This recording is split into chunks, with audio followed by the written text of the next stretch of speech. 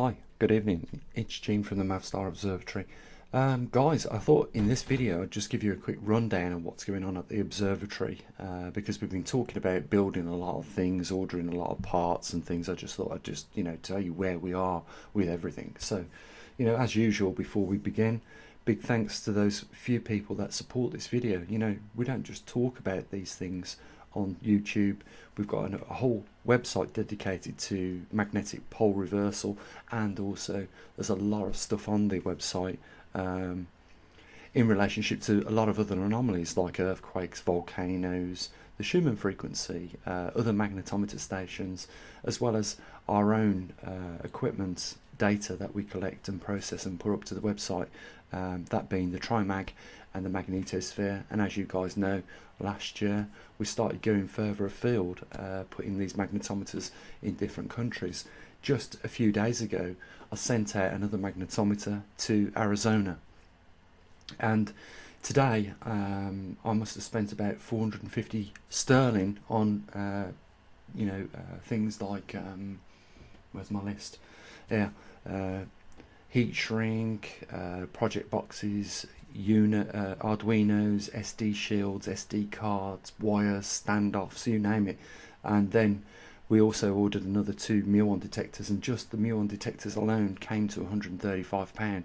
It's about £400 worth of stuff in total we've ordered, or a little bit more than that.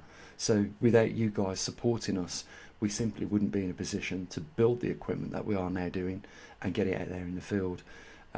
So kudos to you guys, and just thanks for being with us, because you're not just helping yourselves get the information that we need on things like how much cosmic radiation do we have in a moderately protected region on our planet where we're lucky enough to have a high intensity of magnetism, but we also will be able to find out on the other end of the scale how much cosmic rays are inbound through weakened fields on our Earth. And we've got a good example with the mid-Atlantic anomaly, which is the weakest region on our Earth of magnetism. And by putting a muon detector in there, in that region, like in Brazil, we'll be able to find out what is the case for the two extremes, when we get low intensity and when we get high intensity of protection, how much therefore are we protected. It gives us a good indication when the poles do go into the reversal, when we cross possibly that 40-degree mark, how much protection we're likely to have, if any. Because we all know what happens during a magnetic reversal. It's clear cut, guys. The magnetosphere weakens, and we're probably at about minus 25% of the total intensity strength that we are accustomed to. So our magnetosphere right now is at about 75%. It's not good, because any increase in cosmic radiation leads to an increase in risks with cardiac arrhythmias, cancer, and it's not just human beings that are affected, it's the biodiversity across all the ranges on this planet. And we know what happens when a planet loses its magnetosphere permanently. It ends up looking like Mars, even if there is a heliosphere protecting it at its full strength. And we know also that we have a weakened heliosphere due to the low solar output that we're currently experiencing. So we have lost our primary, and our secondary defense is deteriorating right now. And this is going to change things. We're starting to see the changes with regards to the jet stream and cosmic radiation causing cloud seeding effects, which is putting more water vapor into our jet streams. As a result, the jet streams become more sluggish, and the sine wave increases in intensity, and that's why we get snow in regions towards the equatorial regions of our planet where we never usually have it. And that's why records are getting broken. That's why we're losing crops due to floods, droughts, etc. It's because of the increase in cosmic radiation. And you hear this first, and you might take it for granted that there is a channel on YouTube talking about these things like everyday occurrences. But we've been doing it now for quite some time, 7 years, and we've been in actual You know, we've been building equipment for at least 2 years and recording the data and processing it and actually having a look at the symptoms and, you know, analysing the causes of those symptoms. So, you know, like I say, we do more than just talk. You know, we actually have taken a scientific approach to it to monitor these things. And recently, as you guys know, if you've been following the channel, we found that MIT in the United States had produced a muon detector using state-of-the-art technology, silicon photomultipliers. Those things that we've spent a good $135 on today. We can use the same technology that NASA, NOAA, the British Geological Survey use. You know, we're at the same level, and the only reason we're able to do that is because, you know, I've got the cojones or the balls to have a go at programming some of this stuff. And, you know, we've came out good, guys. At the end of it, we've came out really well. You know, we haven't had to spend £100,000 on developing some of the stuff that we've built. The TriMag system is bespoke. There's only one of them in the world. You know, we was lucky that in the design process of the TriMag, you know, I went for the all singing, dancing, and as a result of that, I did myself no favours whatsoever. You know, I caused myself a lot of work. Not only could I not program nothing 2.5 years ago, but, you know, it was I'd made a promise to you guys that I was going to deliver this. When I found out that it was going to cost, you know, £25,000 to have an electronics engineer design something, then, you know, thousands of pounds more to have it programmed, and, you know, it would have ended up this unique bit of kit costing us well over £100,000. And the only other alternative was to put myself through the pain of teaching myself, you know, programming. And, you know, we came out at the end. Remember, guys, it took me nearly 2 years to build that and program it, and we've adapted now. We've got a little bit of skills under our belt. We've managed to adapt it to the magnetosphere, which we put online globally in a few locations. We're in California, Kentucky. We're now in also Tucson, I believe. That's how it's pronounced. I'm supposed to say, but, you know, I read it, and you know what I'm like, guys. I read it as Tucson, Arizona, but it's apparently pronounced Tucson, Arizona. I always make a meal of these, you know, like I say, South California, and it's Southern California. You guys know this. I make these little mistakes, but anyhow. Tomorrow morning, guys, I'm meeting up with someone on the subject of funding. He believes he can get us some funding. Now, I want to say this, it's not coming from NOAA, NASA, or any government official. It is an organisation that regularly donates, I believe.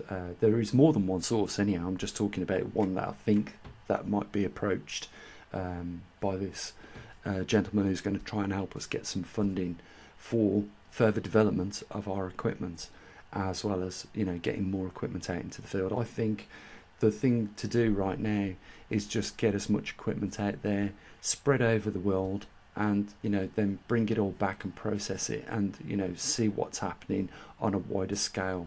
The more sensors we got out there, detecting muons, detecting the magnetosphere, and tracking the magnetic poles, I believe puts us in a situation where we are in a clearer position to understand what's going on with our world. And if I believe there is, like I do, only 3 to 4 or 7 years left before we cross that 40 degrees mark, I believe we need to do absolutely more now than we can at a later day. I think this is the point in time now to start, you know, really pushing the efforts, and that's what I'm going to concentrate on this year. What I'd love to do, if we're successful in obtaining a bit of funding from this entity, I don't want to say too much just yet. I will fill you in, guys, as we go along. If we can get some funding secured, I'd like to improve some of the equipment we got. And, you know, I built the equipment first of all to get the job done straight away, and it's a little bit clunky, to be honest. We shouldn't be putting SD cards in anything in this day and age. And the only thing that stopped me really sitting down and investing even more time than I do is the fact that I have to do other things to earn money to keep my family afloat, and then the time that's left over I sacrifice literally on this. And the only thing that stopped me taking some of the equipment that we've got to the next level, like the magnetometers, should be able to communicate with people's routers in the house, send up their data live to the website, and the website process the data. I don't need to be processing this, but this requires programming, and it requires it put in a certain format for it to do that. And to do that next level, we need to increase the funding, and hopefully if we can get some funding from corporations, then I'll be more than happy to manage it so that we do get the data coming in that format, as well as spreading out further over the world with our sensors and equipment. That's really what I want to do. So I'm meeting up with him on a motorway services. We're going to quickly go through a few things, hopefully, and there is something that hopefully he can do for us and put us in a position to take it a little bit further than what we have. Been a bit of a strange month, I've got to say that. Just off the subject, I popped into a shop that I'd been using since the age of 9 years in spare. And when I first met these people in the shop, I was with a person that knew them really well. And of course, when they you're with someone that knows these guys really well, you get on really well with them, don't you? And they took to me really well. We all got on, and to the point where recently you go in the shop and they would call you by your first name. You'd know them by the first name. And over the time, it's really sad. It really is sad. Over the time, I saw the shop going down and down and down and not moving with the times. And up until the point where I popped in there this week just for a can of oil for the car, because the oil light had come on. And, I said, what's going on? And he said, this is it. He said, you're lucky to catch me. This is the last day. We're wrapping up. And I felt, wow, this is really sad. I said, Richard, I've been coming in here since I was 8 or 9 years old. And, I remember behind the counter when you had 7 people serving, and there was always a bit of banter going on, a bit of laughter, and it's really sad to see like this empty, you're closing the door. And, that's it. That's going to be the end of it. All we're going to have left is just, memories of this. And it's really sad because he'd give it his best, 25 years. And, this is just another one of those businesses that has succumbed to, the integration of technology, and, where most of the companies are going now, or being put out of business simply by online. But very sad. I could see that, this guy had been fighting a battle for years and years, more recently than before. And, he'd just give up. I just felt, it's sad. And this is one of the things that we notice, isn't it, guys? We notice the changes. And I dare say that all of you have had a similar experience in your life. I just think it's really, really sad. But anyhow, I just thought I'd share that with you. We're looking at a picture of families, and that's what it's all about at the end of the day. It's about our loved ones, our families and friends. And, we are facing some really difficult times ahead from this point on. And the intensity is going to start increasing. And we need to, I feel I need to do a lot more than what I do. I'm prepared to, invest even more time than what I do. You guys are lucky. I suffer with insomnia. Last week was probably a record for me. I went 5 days, and in the 5 days a total of 4 hours sleep, and the strange thing was I didn't even feel like I needed to sleep during that period of time. I don't know if you've ever suffered with insomnia. I've suffered with it. I've had sometimes one bad night where I've not been able to sleep. You put your head on the pillow and you just can't sleep at all. It's like, you've got things going through your mind. It won't let you switch off. And to the point almost you want to beat the pillow up. You want to go to sleep. You have to. Otherwise you can't perform at your best the next day. But I literally went 5 days last week without any sleep, and I was starting to get worried. I thought I was going to have a medical problem as a result, or I was going to make myself ill through not sleeping. I started to do some research about what happens when you don't get no sleep, but apparently some people have gone 12 days without sleep. So eventually I think everything did catch up on me, and when I went out like a light, like I'd been knocked out in a boxing ring, and finally went to sleep. And I don't want to experience too many weeks like last week. I really don't.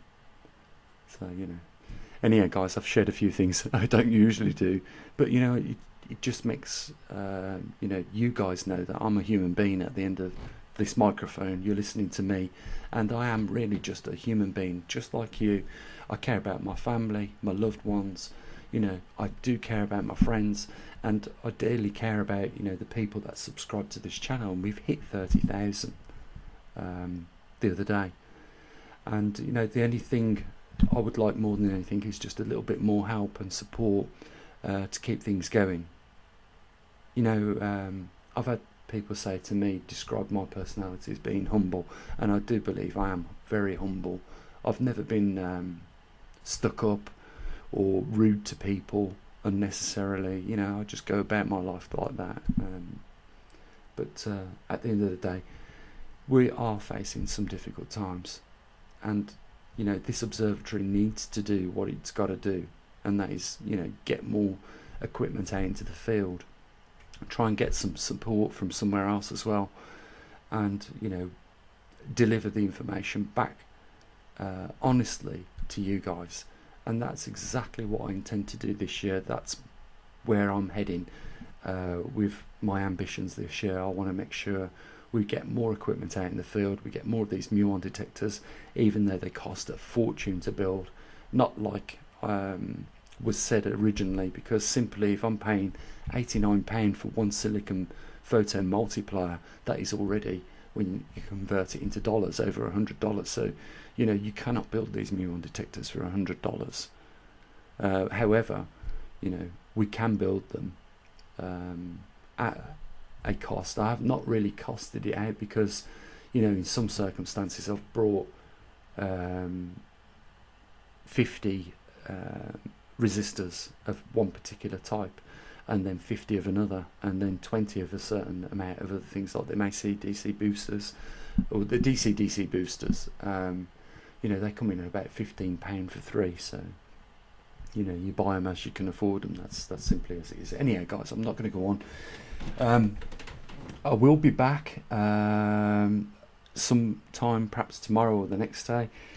I know a lot of the equipment that we've ordered won't be landing until the 31st. I think we'll have everything by the 31st. Then we've got a couple of days of assembling all these electronics to get them together, and then we're going to select a couple of anomalies for the immediate muon detectors in South Australia, South Coast, and Brazil. And I'm really looking forward to getting the data back from them two regions, because it answers a lot of questions short term for us. Within about a week or two of having the muon detectors out there, we'll know what the difference is between a high intensity and a low intensity region, and therefore what the risks we face when the magnetosphere collapses, hopefully. So guys, some exciting times coming, but for now, if you want to support what we do, there's a link down there in the description. Why not, guys? Why not? There is a lot worse things you can do than support a scientific a scientific observatory that is solely concentrating on just a couple of serious issues that we face at this point in time, and that is the magnetosphere weakening as a result of the magnetic pole shift, and also the grand solar minimum, which also allows more cosmic radiation in. So if you want to support us, like I say, there's a lot worse things you can do. You can give your money away at Starbucks, but supporting an observatory which is informing people to the tune now of 30,000 isn't a bad way to donate a few quid. So you know the link's there. Anyhow, guys, have an amazing weekend. Or sorry, have an amazing week. Sorry, I think I'm still catching up from that insomnia, but have an amazing evening, should I say? And I will catch up with you perhaps tomorrow. So take care, as always. Bye for now.